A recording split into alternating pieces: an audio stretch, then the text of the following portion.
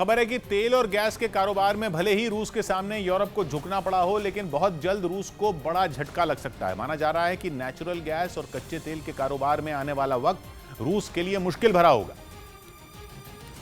जिसकी वजह यूक्रेन का युद्ध ही बनेगा। माना जा रहा है कि अभी भले ही रूस यूरोप पर अपनी शर्तें थोप रहा हो, लेकिन पुतिन की यह दादागिरी ज्यादा लंबे वक्त तक नहीं चलेगी।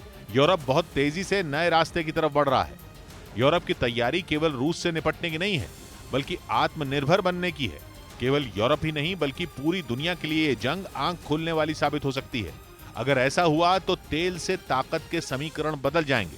यूरोप समझ चुका है कि नेचुरल गैस और कच्चा तेल उसकी सबसे बड़ी कमजोरी है, इसलिए चाहकर भी यूरोप के देश रूस से दूरी बनाने में नाकाम है। लेकिन उनकी ये कमजोरी इस जंग में पुतिन की सबसे बड़ी ताकत साबित हुई। खबर है कि जंग छिड़ने के बाद से यूरोप के देशों को पहले से ज्यादा गैस रूस से खरीदनी पड़ी, जिसकी वजह बना डर और तनाव का माहौल। हर देश को यह लग रहा था कि जंग की वजह से कभी भी गैस की सप्लाई बंद हो सकती है। इसीलिए उन्होंने अपने तेल और गैस के स्टॉक को भरने की कोशिश शुरू कर दी, जिसके लिए पहले से ज्यादा इंपोर्ट किया गया। फिनलैंड की एक एजेंसी के मुताबिक फरवरी में जंग छिड़ने के बाद से यूरोप में रूस से तेल और गैस का इंपोर्ट $66 बिलियन यानी 5 लाख करोड़ रुपए से भी ज्यादा का हुआ। मतलब यह कि यूक्रेन पर हमले के लिए यूरोपियन यूनियन रूस का विरोध करती रही और यूरोप के वही देश रूस की जेब भी भरते रहे। और यही मजबूरी यूरोप को एक ऐसा रोड मैप दिखा रही है जो उसे आत्मनिर्भर बनने की तरफ लेकर जाएगा। यूरोप के कई देशों ने गैस पर निर्भरता कम करने की प्लानिंग कर ली है। तेजी से पेट्रोल, डीजल और नेचुरल गैस जैसे ईंधन का विकल्प ढूंढने पर काम हो रहा है।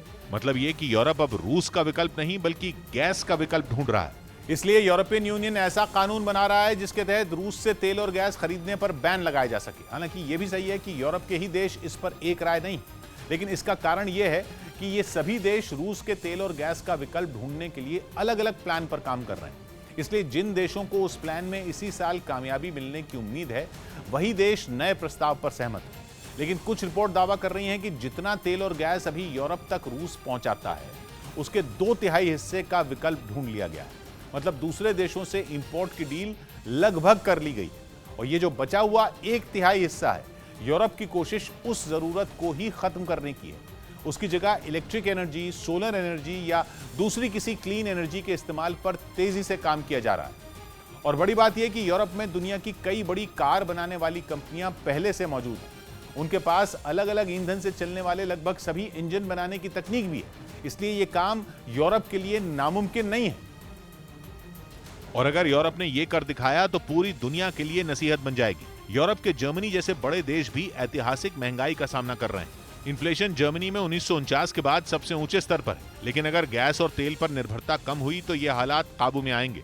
फिर मसला केवल 31 दिसंबर 2022 की किसी डेडलाइन का नहीं, बल्कि आने वाले कल का है। जैसे जैसे तेल और गैस पर निर्भरता कम होती जाएगी, यूरोप उतना ही आत्मनिर्भर होता चला जाएगा और इस रास्ते पर पूरी दुनिया चलने लगेगी। मतलब पुतिन का ये तेल वाला दांव पूरी दुनिया के लिए नया रास्ता दिखाने वाला हो सकता है, जिसकी वजह से रूस को तगड़ा नुकसान होना तय है। ये नुकसान केवल रूस को नहीं, बल्कि कच्चे तेल और नेचुरल गैस का कारोबार करने वाले दुनिया के हर देश को होगा, जिसमें पश्चिम एशिया के देश हों या अमेरिका हो। तेल और गैस के बूते अर्थव्यवस्था चलाने वाले हर देश के लिए यह बदलाव एक झटका हो सकता है। भले ही रूस ये दावा कर रहा हो कि उसने चीन और भारत जैसे नए ग्राहक ढूंढ लिए हैं, लेकिन यह बदलाव उसके लिए झटका लेकर आएगा, क्योंकि कोरोना संकट की वजह से पूरी दुनिया की अर्थव्यवस्था पिछले 2 साल से दबाव में। उसके बाद जंग के कारण बढ़ी कच्चे तेल की कीमतों ने बड़ी बड़ी अर्थव्यवस्थाओं को भी हिलाकर रख दिया। यही वजह है कि दुनिया के हर देश में तेल और गैस पर निर्भरता कम करने की कोशिश होगी। बल्कि चीन, जिसे रूस के तेल का सबसे बड़ा और सबसे नया ग्राहक माना जा रहा है, वो तो खुद इलेक्ट्रिक गाड़ियों की तकनीक का हब बनने की कोशिश में।